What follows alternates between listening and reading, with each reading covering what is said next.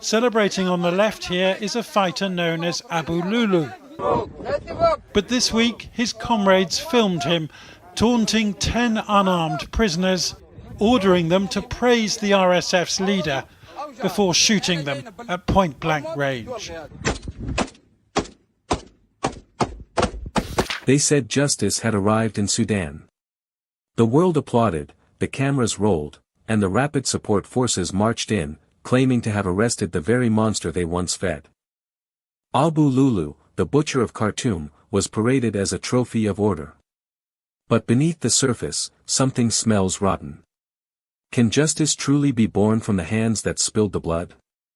Or is this arrest merely the first act of another performance, directed not from Sudan, but from the glittering towers of Dubai and the silent offices of the West? Tonight, we open the curtain on a war where justice is theater, and sovereignty, the forbidden script. If you believe Africa deserves its own truth, not a staged version, stay till the end. This story will not just inform you, it will test your loyalty to freedom.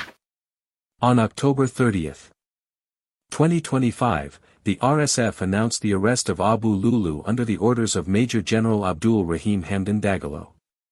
The world's media echoed the message, justice has been served. Yet those who have followed the war know the truth runs deeper. The same hands that burned villages now sign declarations of peace. As soldiers pose before cameras, a new question emerges: was this arrest meant to bring healing, or silence? Justice, they say, has returned to Sudan. But listen closely, justice does not walk in chains escorted by the same men who burn villages. It does not wear uniforms funded by oil money. And it does not speak through microphones built on silence. What happened in Khartoum is not justice. It is theater, scripted by those who profit from the pain of others. The rapid support forces have learned to act. They have mastered the rhythm of apology, the posture of repentance, the choreography of compassion. The world loves a redemption story, even if it is written in the language of hypocrisy. So when Abu Lulu was arrested, the headlines glowed, accountability at last. But for every camera that filmed his handcuffs, 100 eyes of real victims were left unseen. Behind this stage stands Amity, the man once called the desert's catastrophe, a name whispered in refugee camps, cursed by mothers who buried their children in shallow graves.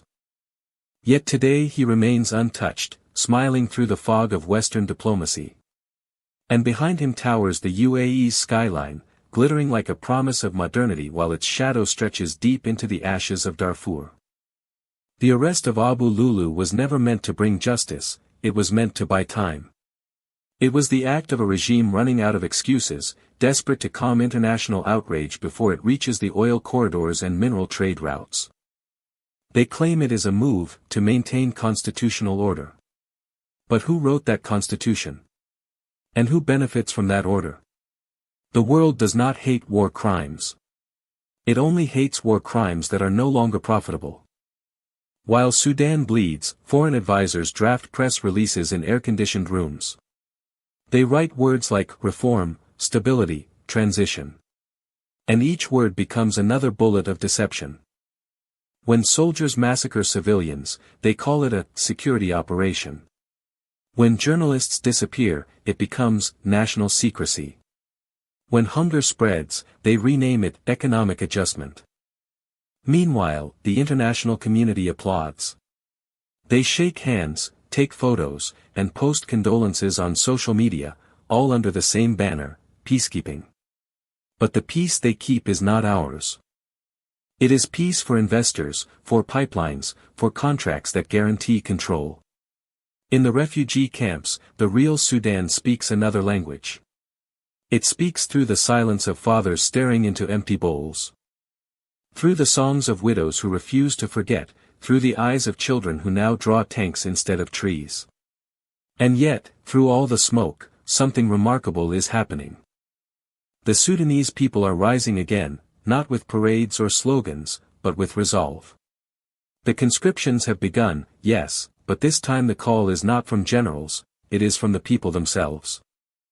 Better to die fighting, one farmer said, than live as shadows under thieves. This is the moment that terrifies every foreign master, when Africans stop waiting for permission to defend themselves. Because the arrest of Abu Lulu may quiet the world, but it cannot quiet the soul of Sudan.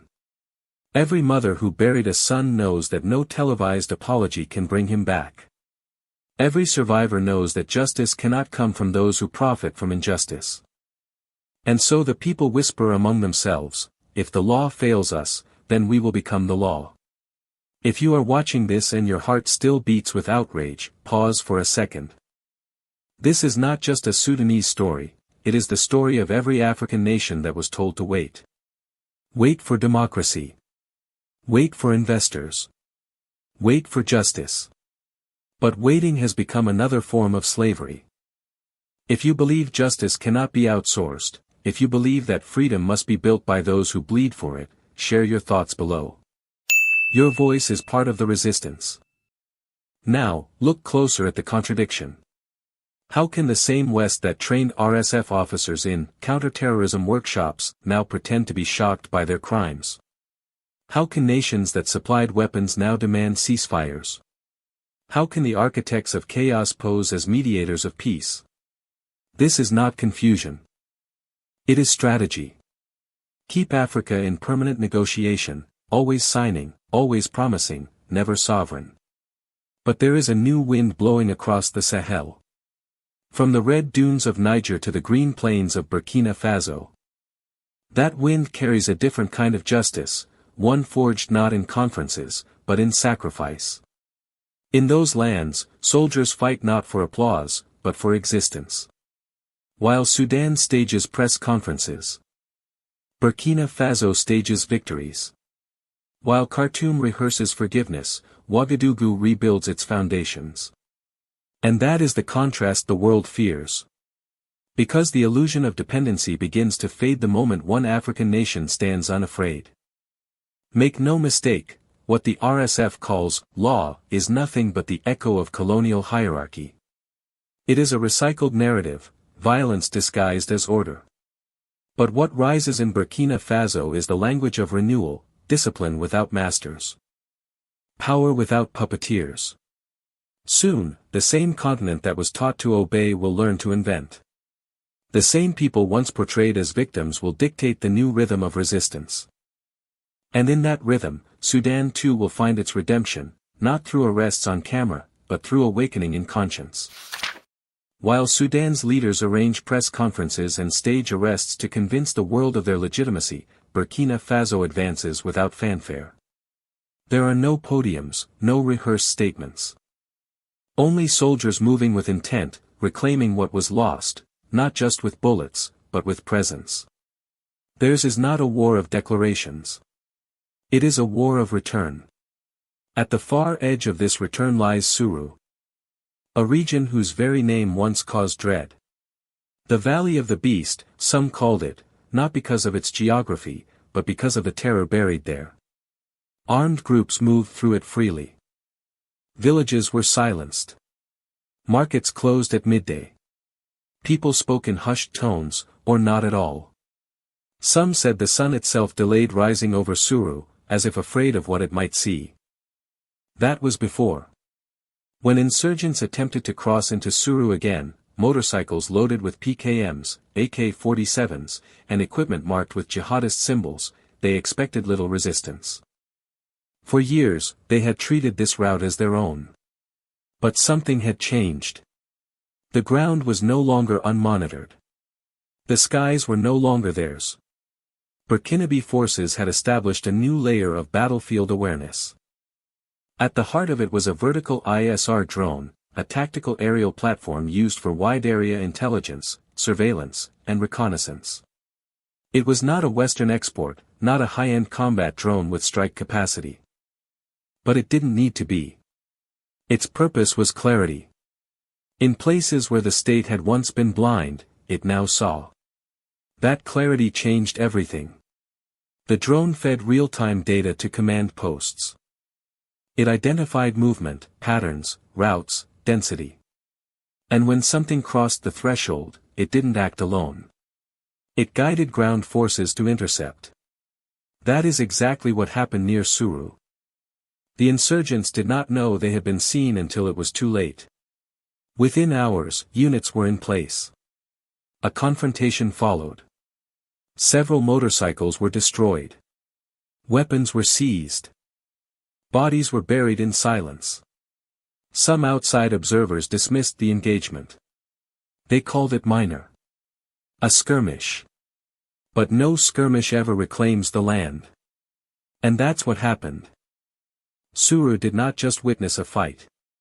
It witnessed a return. But holding ground in Burkina Faso is not only the duty of soldiers. It belongs also to the people. That is the essence of the VDPs, the Volunteers for the Defense of the Homeland. In the wake of each liberation, a new layer of protection emerges, not foreign trained security contractors, but villagers, farmers, teachers, traders, who choose to stand between their homes and the chaos. They are not conscripted. They are not mercenaries. They are memory in motion. Each one has seen what happens when the state withdraws.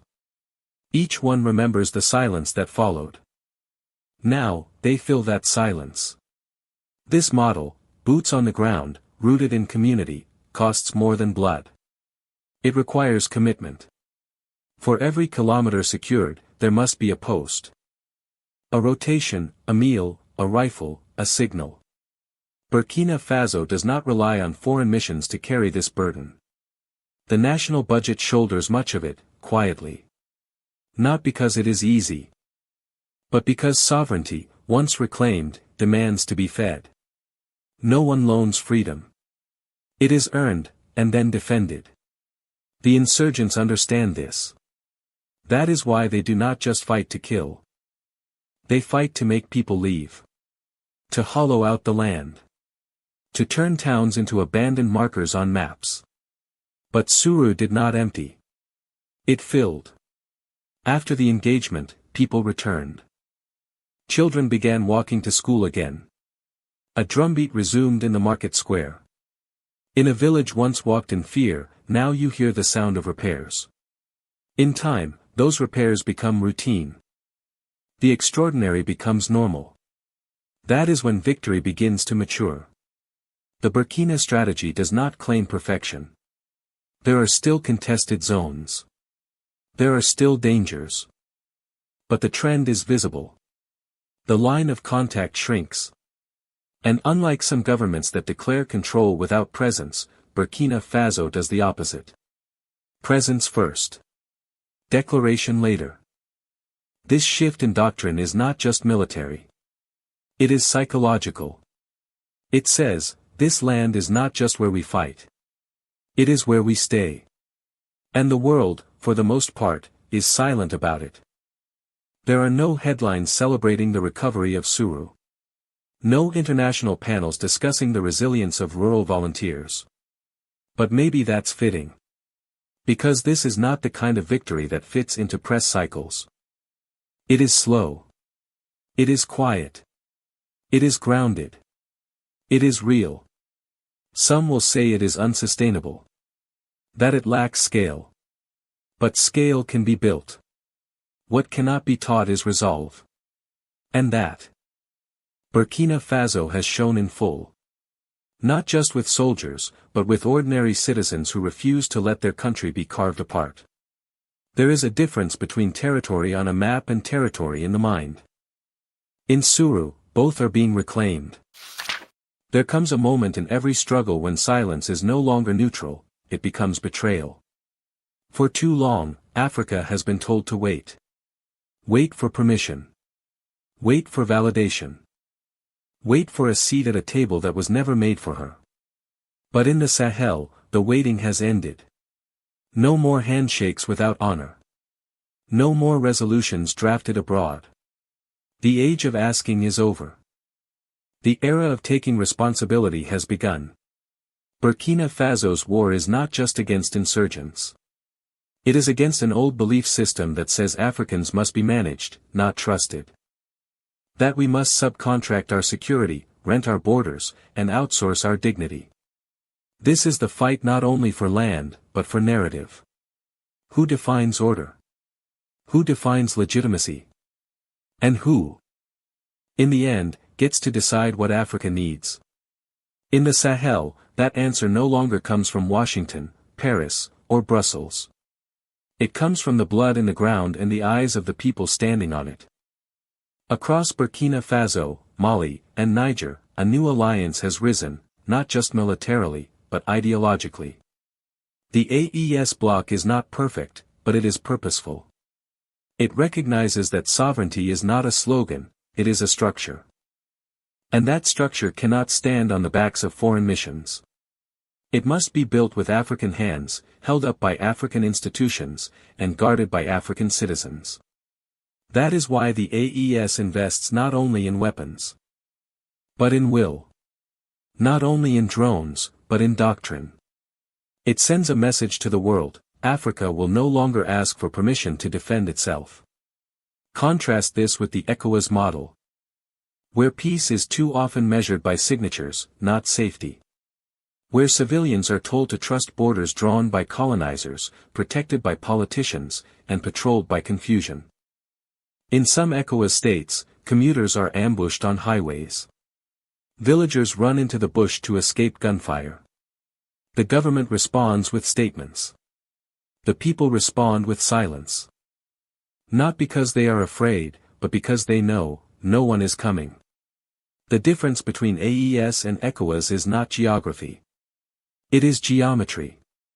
In the AES, the line of defense is drawn around the people. In ECOWAS, the line is drawn around the bureaucracy.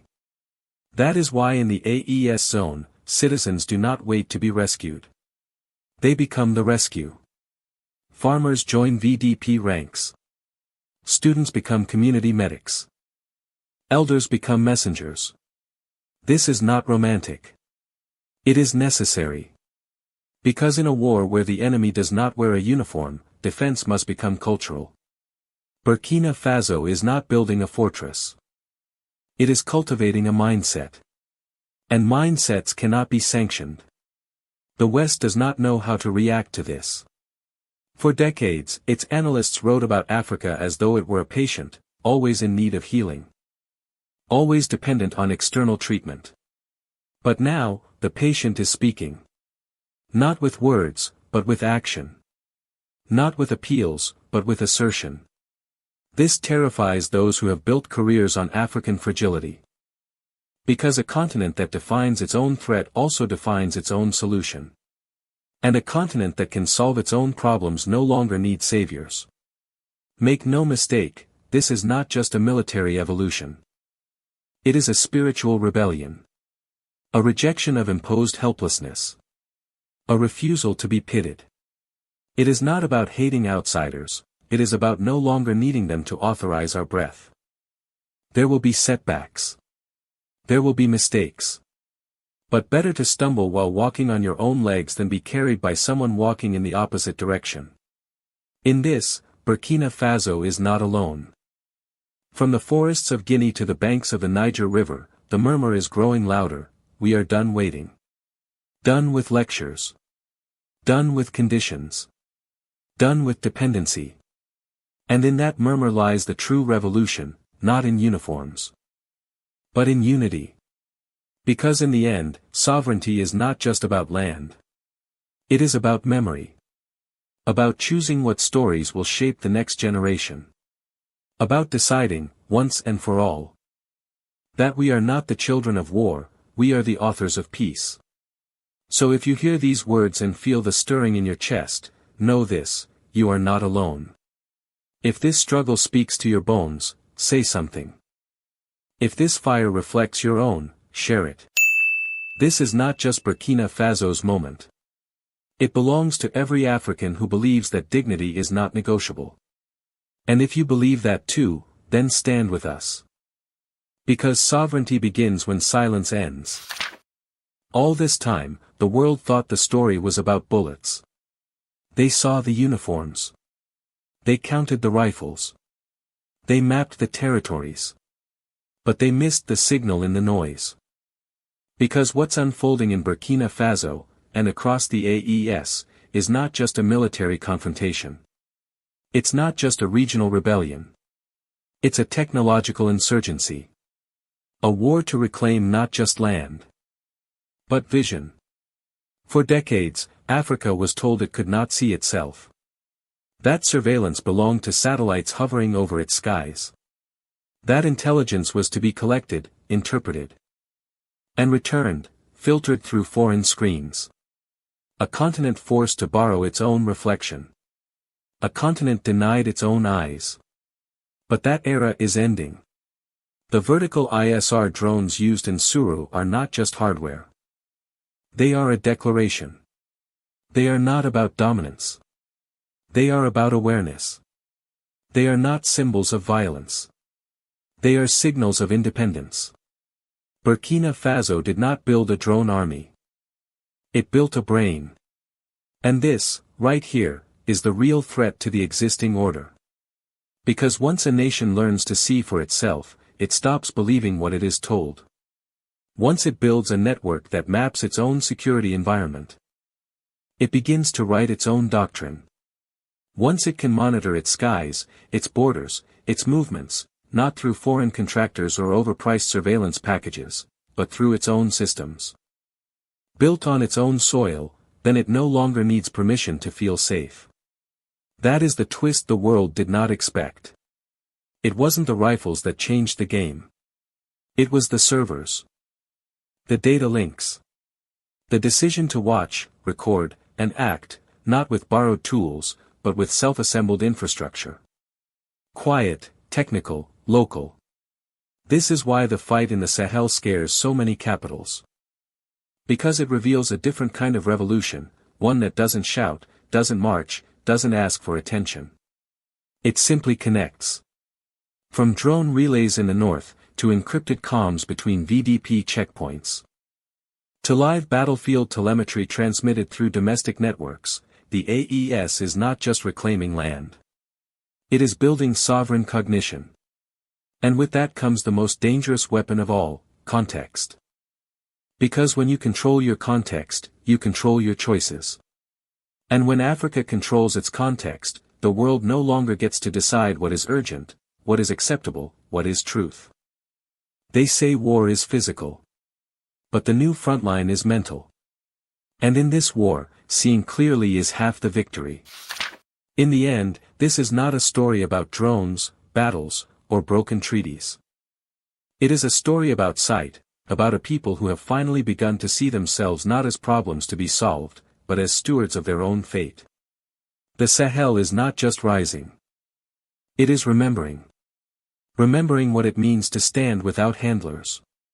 To bleed without being labeled unstable. To speak without translation. To act without apology. And in that memory lies the future. Because no foreign summit, no televised speech, no development grant can compete with a generation that chooses dignity over dependency. Burkina Faso has chosen. Niger has chosen. Mali has chosen. Now, the choice belongs to us.